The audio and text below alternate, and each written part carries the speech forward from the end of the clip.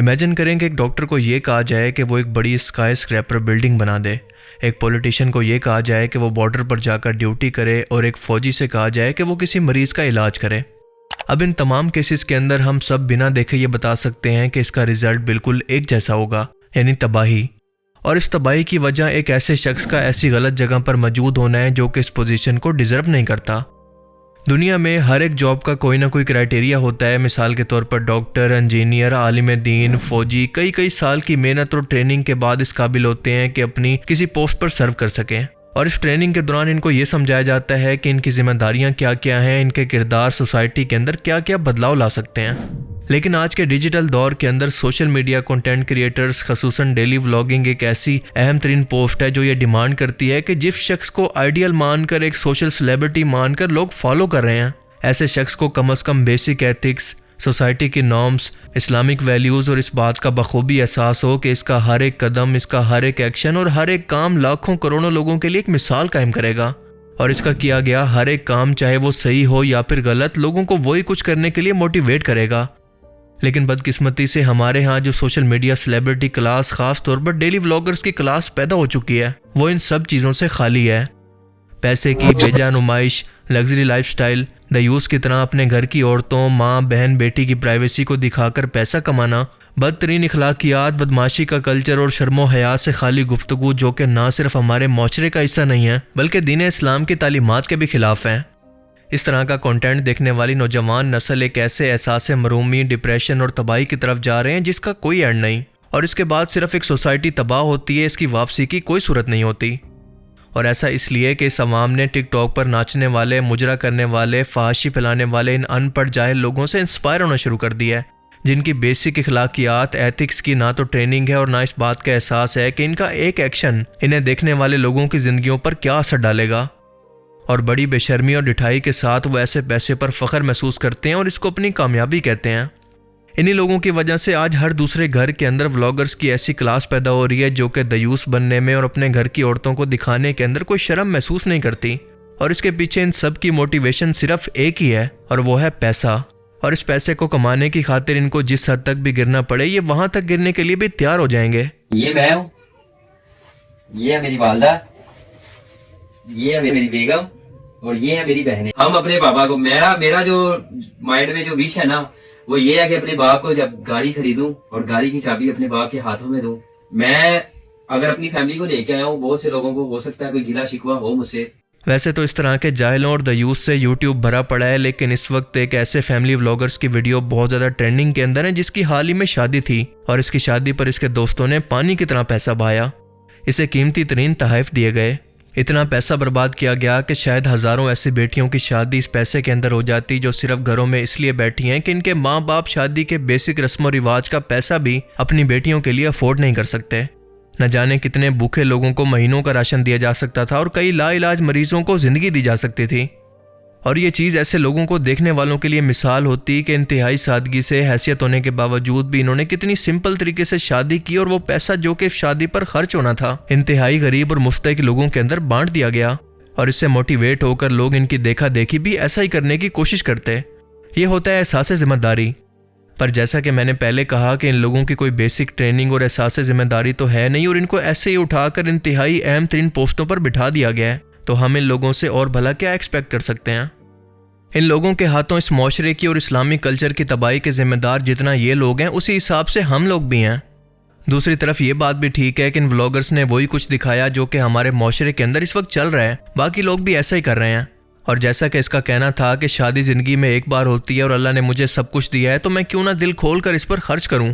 पर इसका जवाब यह है कि अल्लाह ताला ने इसको जब पैसा दिया है तो इसकी जिम्मेदारी भी दी है, बिल्कुल ऐसे ही जैसे पैसे को हराम कामों के अंदर भी खर्च किया जा सकता है और किसी हलाल काम के अंदर भी।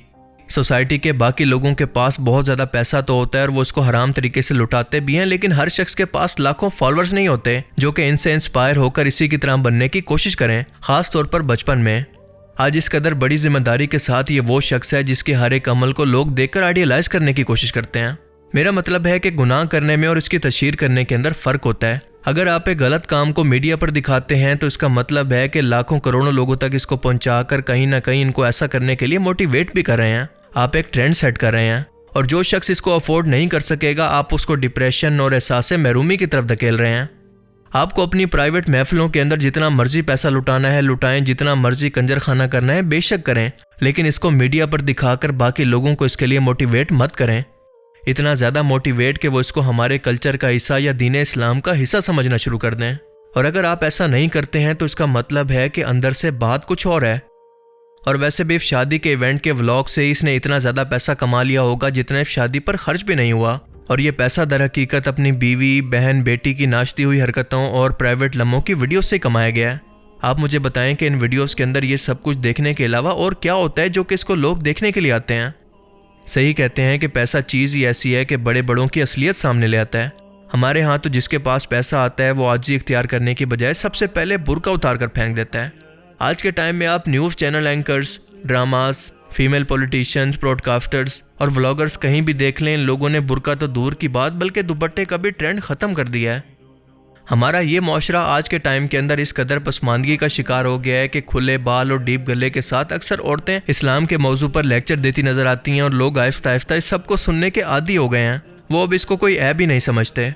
याद रखें कि जब कोई कौम बुराई को बुराई समझना ही छोड़ दे तो इसका जवाल, इसकी तबाही तय है, जैसा कि यूरोप की मिसाल हमारे सामने है। बिल्कुल इसी तरह से इस फैमिली व्लॉगर रजब भट्ट की शादी पर इस तरह के असराफ, पैसे के ज़िया और बेहयाई को लोग ये कहकर जस्टिफाई कर रहे हैं कि लोग इसकी कामयाबी से जेलस हैं। ऐसे लोगों को सीरियसली अपने दिमाग का इलाज करवाने की ज़रूरत है, क्योंकि ये वो बच्चे हैं जो कि अभी तक बड़े नहीं हुए। तवाइफों की तरह शादियों पर नाच गाना, पैसे लुटाना, महंगे महंगे तोहफों की नुमाइश और इखलाकियात से गिरी हुई हरकतें ना सिर्फ ये कि ये हमारे माशरे का हिस्सा नहीं है और ना ही हमें दीन इस्लाम ये सिखाता है। इस्लाम तो हमें सादगी का दर्स देता है। क्या नबी पाक सल्लल्लाहु अलैहि वसल्लम ने हमें शादियों का ये तरीका सिखाया? सिर्फ एक बार खातून जन्नत हज़रत बीबी फातिमा की शादी को भी देख लेते। ये लोग किस माशरे को प्रमोट कर रहे हैं, ये कौन सा दीन है और ये इस माशरे को कहाँ पर लेकर जाना चाहते हैं? मैं नहीं मान सकता कि कोई पढ़ा लिखा इंसान इन जाहिल टिकटॉकर्स को और व्लॉगर्स को देख सकता है, लेकिन मुझे खौफ इस बात का है कि इन्हें देखने वाले बच्चे और औरतें किस मेंटल ट्रॉमा का शिकार हो चुके हैं। इनका मुस्तकबिल क्या होगा?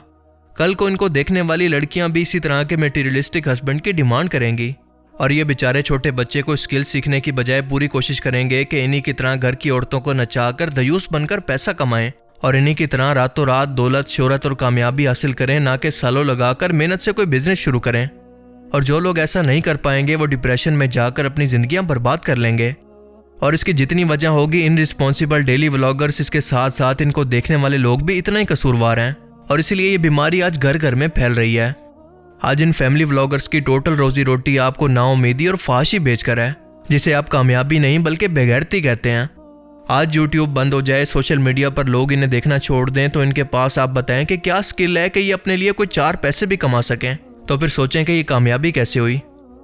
एक इंटरव्यू के अंदर जब इस बंदे से सवाल किया गया कि तुम्हें देखने वाली ऑडियंस के अंदर ज़्यादातर बच्चे हैं, तो क्या आपको कभी रिस्पॉन्सिबिलिटी भी फील होती है कि आप इन बच्चों को क्या सिखा रहे हैं? तो ज़रा सुने कि इसका जवाब क्या था, सवाल क्या है और इसका जवाब क्या है। रिस्पॉन्सिबिलिटी उसके साथ आती है, वो फील होती है कि हाँ यार मुझे अब बच्चा फॉलो करता है, मुझे ये कल को लड़का जो है 11 साल का, ये बच्चा मुझे देख के और मेरी लैंग्वेज देख के सीख रहा है। होता है कि यार पूरी कोशिश करता हूँ, मैं टिकटॉक लाइव पे बैठता हूँ,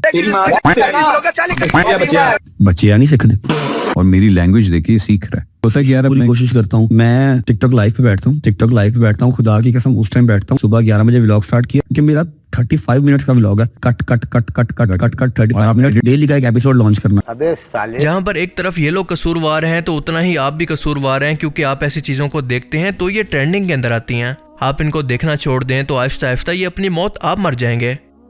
लेकिन औरतों को क्योंकि दूसरों के घरों के अंदर क्या चल रहा है देखने के अंदर बहुत दिलचस्पी होती है, और बच्चे और अक्सर जवान अपनी ठरक की वजह से इनके घर की औरतों को देखना पसंद करते हैं, तो दोनों तरफ से ये सिलसिला चलता रहता है।